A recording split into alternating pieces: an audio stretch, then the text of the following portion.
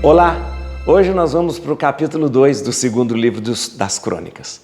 Você viu que no primeiro livro das Crônicas foi tudo ao redor de Davi, né? O seu reinado, tudo que ele fez, e terminamos o capítulo 1 com Davi preparando a construção do templo. No capítulo anterior, o capítulo 1 do segundo livro das Crônicas, nós começamos já com o reinado de Salomão. Salomão fica rei e vai dar agora prosseguimento àquilo que Davi havia planejado, a construção de um grande templo para o Senhor. Então hoje nós vamos começar a partir do capítulo 2, você vai começar a perceber comigo, toda a preparação para a construção do templo. Lembre-se, neste segundo livro das Crônicas, do capítulo 1 ao capítulo 9, só vamos falar de Salomão, reinado de Salomão.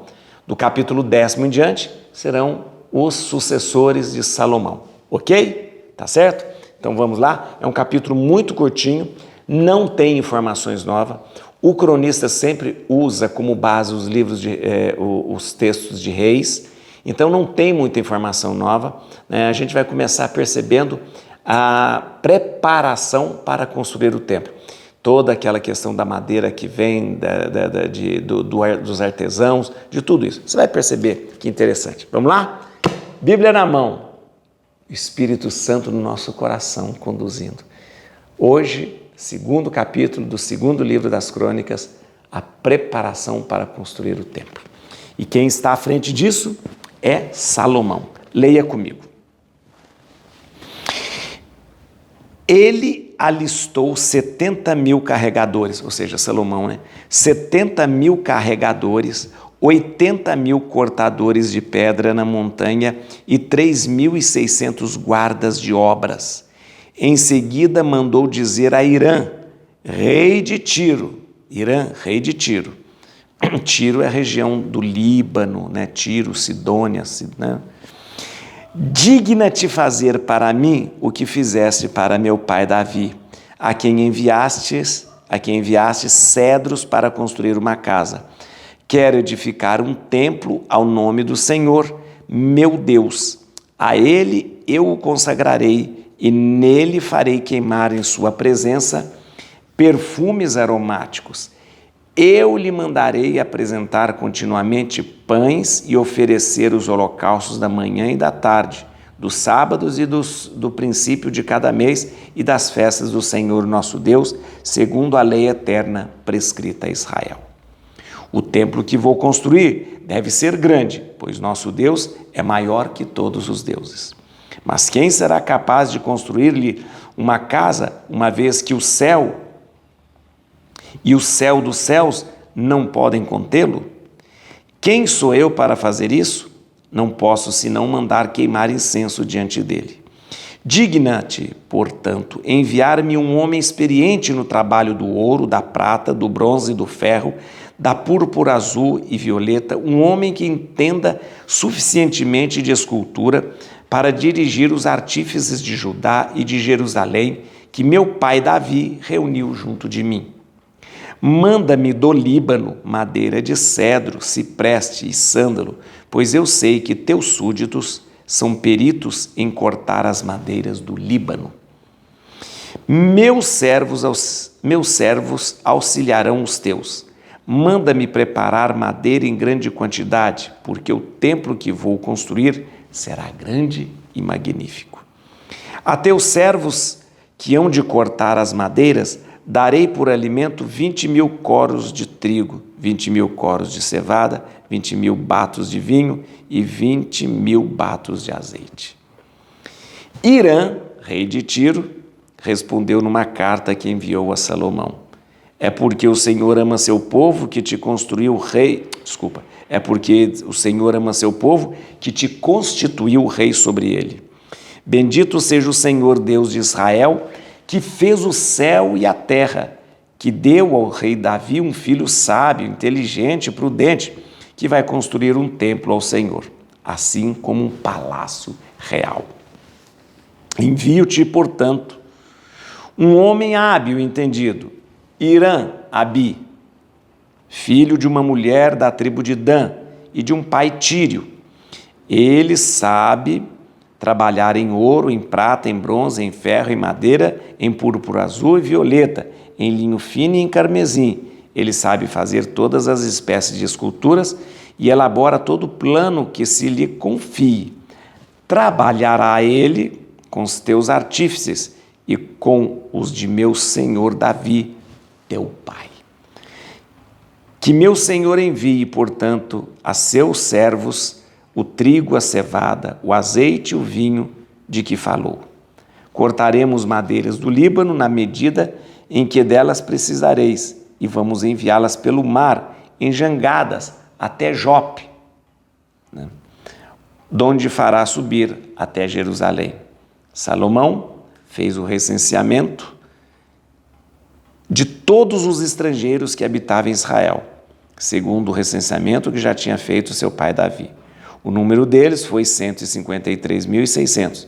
Dele designou 70.000 carregadores, 80.000 como cortadores de pedras na montanha e 3.600 inspetores de obra para incentivar toda a gente.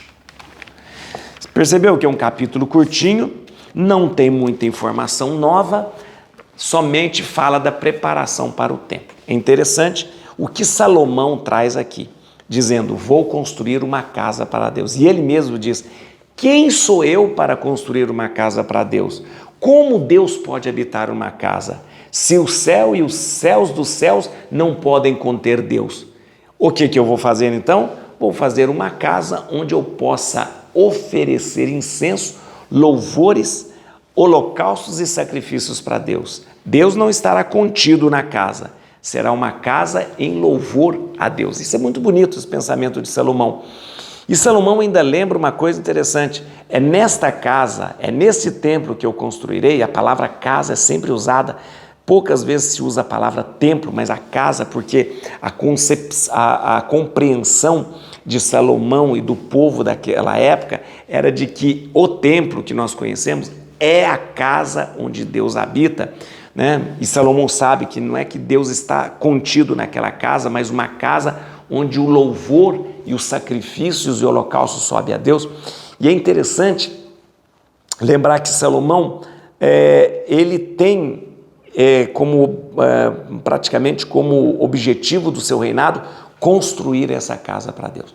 E lembra que ele quer uma casa onde vai ter a arca, onde vai ter o altar, onde vai ter tudo para se oferecer os perfumes, os holocaustos, os sacrifícios, tudo conforme estava escrito na lei de Moisés, né? Nos finais de semana, nas luas novas, tudo que estava prescrito, ele quer um lugar para isso. E ele pede, e veja só que interessante, ele pede ajuda a Irã, que é rei de Tiro. Onde que fica Tiro? Tiro fica mais ao norte, naquela região de Tiro, Sidônia, que hoje é o atual Líbano, Irã, ele tem uma amizade muito grande, sempre teve uma amizade muito grande com Israel. Irã tinha uma amizade muito grande com Davi. Essa amizade se estende ao filho Salomão e é do Líbano que vem a madeira, que vem os artesãos para ajudar a fazer o templo.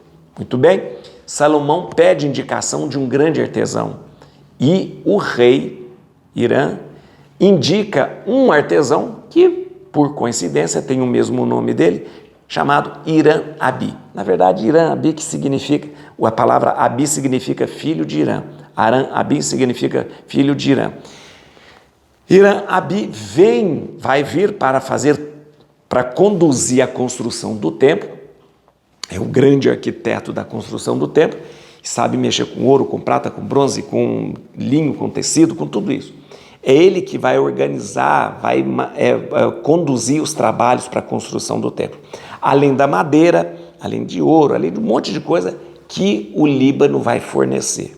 O Líbano, eu digo, o Irã, o rei de Tiro, vai fornecer. Ok? Tem uma coisa interessante, que o rei de Tiro tem tanta consideração por Salomão, como havia tido consideração por Davi, que Irã-Abi, ele é um descendente, ele tem sangue israelita. Ele falou, eu vou te mandar em Irã-Abi, que inclusive é filho de uma mulher de Dan, da tribo de Dan. Ou seja, o rei, ele teve tanta consideração que falou, vou mandar alguém que tem sangue israelita para construir o templo do Deus dos israelitas. Olha que bonito. Irã tem um relacionamento muito interessante com Davi, como tinha com Salomão, como tinha com Davi. Ok? São só 2 versículos que são interessantes, que aliás eu já falei. Versículo 12. Versículo 12 é sobre Irã, rei... 12. Envio-te, portanto, um homem hábil e entendido, Irã-Abi, filho de uma mulher da tribo de Dan e de um pai tírio. Ele sabe trabalhar o ouro, a prata, o bronze, o ferro, a madeira, a púrpura. Eu destaco aqui só isso. Irã-Abi significa... Irã-Abi significa Irã é meu pai. Né? Eu vou te mandar um homem chamado Irã-Abi. Na verdade, Irã-Abi significa Irã é meu pai. Por coincidência, é o mesmo nome, Irã é o mesmo nome do rei. Né? E aí, eu digo, a delicadeza do rei Tírio, é dizer o seguinte, eu vou te mandar o Irã-Abi, que ele é filho de uma danita, da tribo de Dan. Na verdade, ele era filho de uma viúva da tribo de Neftali, O rei quer evidenciar, gente, a origem israelita desse artista, do Irã-Abi, para justamente dizer, olha, ele sabe entender, ele tem no seu sangue os conceitos, o sentimento do povo israelita. Então ele vai saber fazer esse templo a partir dessa sensibilidade que ele já tem. Ok? Muito bem.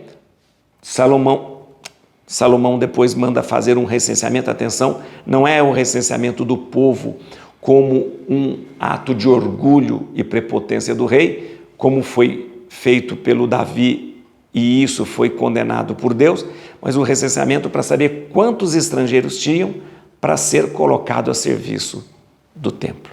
Ou seja, aqui nós percebemos que ele submete os estrangeiros a uma corvéia aí, submete aos estrangeiros, sabe essa coisa? Vamos construir o templo, mas vamos chamar os estrangeiros para ajudar? Uma coisa meio parecida quando o povo estava no Egito.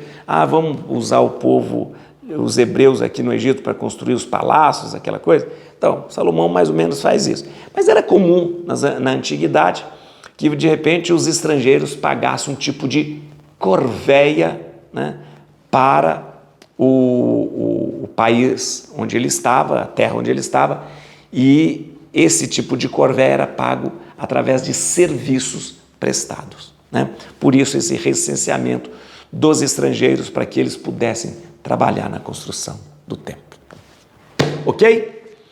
Bonito que Salomão diz, não há casa que possa conter a grandeza de Deus. E é verdade. Deus é tão grande, tão infinito, tão eterno, que não pode ser contido em nada. Por isso, diante dele, nós nos maravilhamos, adoramos, nos prostramos e reconhecemos a sua majestade. Et crutim Domini, fugit partes adversa, vite deleu de tribuiuda, radix David. Aleluia!